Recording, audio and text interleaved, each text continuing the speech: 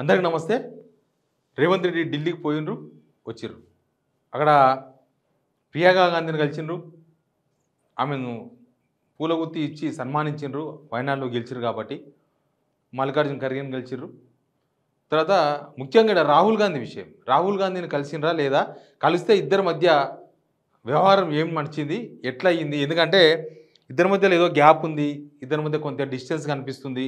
అది ఓపెన్గానే కనిపిస్తుంది. వాళ్ళు ఎవరు చెప్పరు మాకు గ్యాప్ ఉందని, కానీ ఆ డిస్టెన్స్ మనకు కనిపించింది. మన రాహుల్ గాంధీ ఇక్కడికి వచ్చినప్పుడు కూడా బోయినపల్లిలో మీటింగ్ జరిగినప్పుడు కూడా చూసినాం కదా. మొత్తం ఎయిర్పోర్ట్ నుంచి శంషాబాద్ ఎయిర్పోర్ట్ నుంచి బోయినపల్లి నుంచి శంషాబాద్ ఎయిర్పోర్ట్ ఎక్కడ మాట్లాడలేదు. 40 నిమిషాల ప్రసంగంలో కూడా రేవంత్ రెడ్డిని పేరు తీసుకోలేకుండానే మాట్లాడిపోయాడు రేవంత్ రెడ్డి. కాబట్టి రేవంత్ రెడ్డికి అపాయింట్మెంట్ ఇస్తలేరు రాహుల్ గాంధీ, ఇవన్నీ చాలా ఉన్నాయి. ఇప్పుడు కనీసం ఈ ఢిల్లీ టూర్లో అపాయింట్మెంట్ దొరుకుతుందేమో, బహుశా ఏమైనా మాట్లాడుకుంటారేమంటే ఏం లేదు. ఇక్కడ కూడా సేమ్ వైనాడులో ఎట్లయితే సర్వదర్శనం అయిందో, ఢిల్లీలో ఇప్పుడు కూడా సర్వదర్శనమే అయింది. ఏమైంది సర్వదర్శనం అంటే మీకు చూపిస్తా. ఇక్కడ కూర్చున్నారు, ఎవరంతలో వాళ్ళు కూర్చున్నారు. ఏం గుసగుసలు లేవు, పసపసాలు లేవు. ఇక్కడ ఒక దగ్గర మాత్రం కొంత రేవంత్ రెడ్డి ఇనిషియేషన్ తీసుకున్నట్టుగా అనిపిస్తుంది. అంటే ఈ గ్యాప్ అనేది తగ్గించుకోవాలి, నా మీద హైకమాండ్లో ఉన్న చెడ్డ అభిప్రాయం అయితే బ్యాడ్ లుక్స్ పోగొట్టుకోవాలి అని రేవంత్ రెడ్డి ప్రయత్నం చేస్తున్నట్టుగా కనిపించింది ఢిల్లీ టూర్లో. కాకపోతే ఇండివిజువల్గా రాహుల్ గాంధీకి ఉన్న కాంగ్రెస్కు ఉన్న ముగ్గురు ముఖ్యమంత్రుల్లో రేవంత్ రెడ్డి ఒకరు. ఆయనకు సపరేట్గా టైం ఇచ్చి మాట్లాడే అవకాశం అయితే ఇవ్వలేదు. ఇక్కడ కూడా గుంపులో గోవిందమైంది, చూడండి ఒకసారి.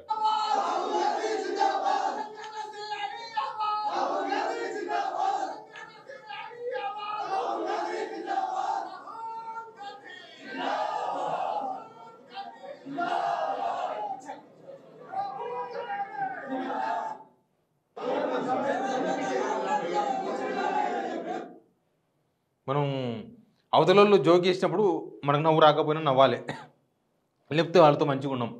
సేమ్ రేవంత్ రెడ్డి పొజిషన్ ఢిల్లీలో అదే.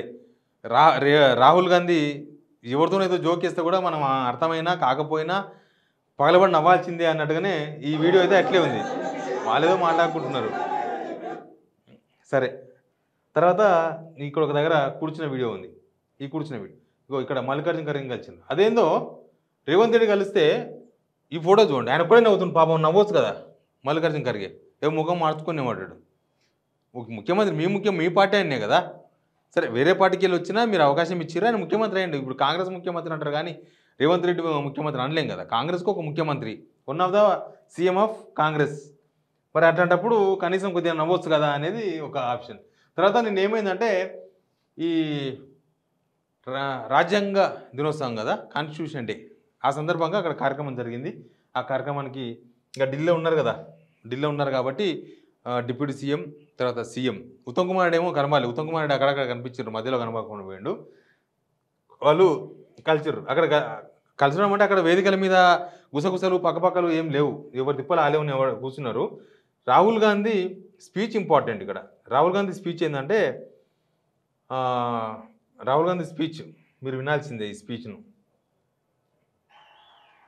मैं आपको गारंटी मंच पर और हम लोगों को अपना मार्गदर्शन दे। राहुल गांधी जी,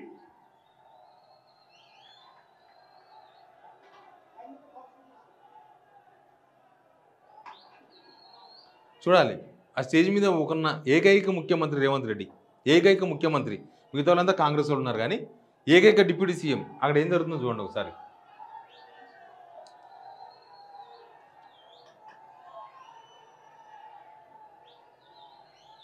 खड़गे ji, A C C president, KC Venugopal ji, party general secretary, Telangana के chief minister, deputy chief minister Raju ji, Raju అంటే కుప్పల రాజు, ఆయన ఏసీసీ లీడర్. ఏమన్నా వైజాగ్ అప్పుడప్పుడు ఇక్కడ తెలంగాణ కాంగ్రెస్ రైలు పెడుతూ ఉంటాడు. ఆంధ్ర లీడర్ అంటుంది కూడా ఆయన్ని. ఆయన ఆంధ్ర ఆఫీసర్, టీఆర్ఎస్ తీసుకొని పోయి కాంగ్రెస్ జాయిన్ అయ్యాడు. అప్పుడు అధికారంలో ఉన్నప్పుడే, వైఎస్ రాజశేఖర్ ఉన్నప్పుడే ఆయన పేరు ప్రస్తావించిండు. కేసీ వేణుగోపాల్ ప్రస్తావించిండ్రు. సీఎం డిప్యూటీ సీఎం అన్నారు. రేవంత్ రెడ్డి అని కూడా అనలేదు. సరే, ఎందుకని లేదు, ఏంటి అన్నిసార్లు తప్పట్టాలంటే అవసరం లేదనుకుంటేమో. కానీ మొత్తం ఈ ఢిల్లీ టూరు కనీసం రేవంత్ రెడ్డితో పర్సనల్గా మాట్లాడే అవకాశం ఇవ్వక దాదాపు 7 months అయింది అనేది ఒక పెద్ద చర్చ. అది మనం ఓపెన్గా కొన్ని సందర్భాల్లో కనిపించింది. కనీసం పిలుచుకొని మాట్లాడాలి కదా. మీకు ఇష్టం లేకపోతే ముఖ్యమంత్రి పదవి దింపేయండి. ఆయనకు ముఖ్యమంత్రి పదవి ఇచ్చి కనీసం పిలుచుకొని మాట్లాడి మరి ఆ క్యాబినెట్ ఏంది, కథ ఏంది, కార్ఖానా ఏంది, సంవత్సరం అయిపోయింది, 6 క్యాబినెట్ బెర్తులు ఖాళీగా ఉన్నాయి. ఆయన టీం ఆయన పెట్టుకోనికే అది రాజ్యాంగం ఇచ్చిన విధి, రాజ్యాంగం ఇచ్చిన హక్కు. ఒక ముఖ్యమంత్రి క్యాబినెట్లో ఎవరైనా పెట్టుకోవచ్చు. ఆయనకు కనీసం పిలుచుకొని రాహుల్ గాంధీ మాట్లాడాడు. మీకు ఇష్టం లేకపోతే దింపేసి ఇంకోరికి ఇవ్వండి అవకాశం. అంతేగాని మీకు ఆయన ఇష్టం లేదనో, ఆయన నమ్మకం లేదనో, మీరు ఆయనకు అవకాశం ఇవ్వకపోతే, మీరు క్యాబినెట్ ఇవ్వకపోతే ఇక్కడ తెలంగాణ ప్రజలకు ఎంత నష్టం చెప్తలేను. గురుకుల పిల్లలు చనిపోతున్నారు, ఎవరిని అడగాలి? ఒక్కొక్క నెలలో 25-26 మర్డర్లు దాటిపోతున్నాయి. ఏ హోంమంత్రిని ఎవరిని అడగాలి? విద్యాశాఖ మొత్తం స్కూల్స్ అన్ని గబ్బులేసిపోతున్నాయి. టీచర్లు ఉన్న దగ్గర పిల్లలు లేరు, పిల్లలు ఉన్న దగ్గర టీచర్లు లేరు, ఏవో ఎడ్యుకేషన్ లేదు. ఇప్పుడు చూసిండ్రా, ఇప్పుడు మొత్తం కులగన్న అని చెప్పేసి టీచర్లు రోడ్డు మీద పడేసిండ్రు. అసలు ఇప్పటికే 4 వారాలు అయిపోయింది టీచర్లు సరిగా స్కూల్లో లేక. ఇంకొక వారం 10 రోజులు పడుతుంది, 15 రోజులు పడుతుంది అని చెప్తున్నారు. ఇంకొక 2 వారాలు అవసరమైతే ఇంకో 3 వారాలు పడుతుంది అంటున్నారు. ఎవరిని అడగాలి? ఏ ఎడ్యుకేషన్ మినిస్టర్ని అడగాలి? అన్నీ ఇట్లాంటివే అన్నీ. 6 బెర్తులు ఏమాత్రం ఎక్స్పీరియన్స్ లేని రేవంత్ రెడ్డి, ఏమాత్రం ఎక్స్పీరియన్స్ మంత్రిగా ఏమాత్రం ఎక్స్పీరియన్స్ లేని రేవంత్ రెడ్డికి దాదాపు ఒక 10 శాఖలు ఆయన దగ్గర పెట్టుకుంటే పాలన ఎట్లా నడుస్తుంది? మీరు ఆయనంటే మీ పార్టీ నేత, మీరు ఇచ్చిన అవకాశము మీరు ఇస్తేనే ముఖ్యమంత్రి. ఆయన గుంజుకొనే రేవంత్ రెడ్డి ముఖ్యమంత్రి కాలే కదా. ఒకవేళ మీరు ఇయ్యమంటే ఆయన ఏం ఆలోచిస్తున్న తర్వాత విషయం. ఆయనకు అవకాశం ఇచ్చిర్రు, ఆయన ముఖ్యమంత్రి అయ్యిండు. ఆయన ముఖ్యమంత్రి అయినప్పుడు కనీసం ఆయనకు సంవత్సరం పాట మనం ప్రజాపాలన అన్నప్పుడు కనీసం ప్రజాస్వామ్యం. మీరు పొద్దుగా లేస్తే రాజ్యాంగం పట్టుకొని తిరుగుతారు రాహుల్ గాంధీ గారు. రాజ్యాంగం పట్టుకొని తిరుగుతున్నప్పుడు మీ రాజ్యాంగంలో ఉందా అట్లా? కాంగ్రెస్ రాజ్యాంగం వేరే ఉందా? మీరు పట్టుకుంటున్న ఎర్ర బుక్లో వేరే ఉందా? సంవత్సరమైనా సరే క్యాబినెట్ ఫుల్ బెడ్స్గా పెట్టొద్దు. ప్రభుత్వంలో ఉన్న ప్రతి డిపార్ట్మెంట్కి ఒక మంత్రిని పెట్టాలంటే 30-40 మంది మంత్రులు అవుతారు. మనకు అవకాశం లేదు రాజ్యాంగంలో. కాబట్టి 18 మందే ఉంటారు. అక్కడికి సీఎంతో కలిసి 18 మంది ఉంటే ఆ 18 మందిలో ఒక్కొక్కరికి 1-2 శాఖలు ఎక్కువ ఇవ్వక తప్పదు. ఎందుకంటే మంత్రులు తక్కువ ఉంటారు, శాఖలు ఎక్కువ ఉంటాయి కాబట్టి. అట్లాంటి టైంలో మీరు 12 మందితోనే 18 మంది పెడితేనే ఒక్కొక్కరికి 2 ఇవ్వాల్సి వస్తుందంటే మీరు 12 మందిని పెట్టుకొని అన్ని శాఖలు మీ దగ్గరనే పెట్టుకొని ఎవరు రేవంత్ రెడ్డి గారు ఆయన దగ్గర పెట్టుకొని సరిగ్గా పరిపాలన లేక ఏ శాఖ ఖాళీ లేదు, ఏ మంత్రి సీట్ ఖాళీ లేదని చెప్పుకుంటా అది పరిపాలన మీద తీవ్రమైన ప్రభావం పడుతుంది. మీ రాజ్యాంగం బుక్కు పట్టుకున్నంత మాత్రాన అది అమలవుతున్నట్టుగా కనబడాలి కదా. మన తెలంగాణలో అయితే అది కనబడతలేదు. అందుకే అంటున్నాం, వాళ్ళు మీకు రేవంత్ రెడ్డి ఇష్టం లేకపోతే ఇంకొక ముఖ్యమంత్రిని పెట్టుకోండి. ముఖ్యమంత్రి పదవి అనేది యాక్చువల్గా అయితే ఎమ్మెల్యేలు అందరూ కలిసి అనుకుంటారు. కాంగ్రెస్లో అట్లేం లేదు కదా. హైకమాండ్ వీళ్ళందరూ కూర్చొని హైకమాండ్కి అప్పచెప్తారు. అదే రాజ్యాంగం, అదే ప్రజాస్వామ్యం. హైకమాండ్ షీల్డ్ కవర్లో ఎవరు అమ్మితే వాళ్ళు ముఖ్యమంత్రి అవుతారు.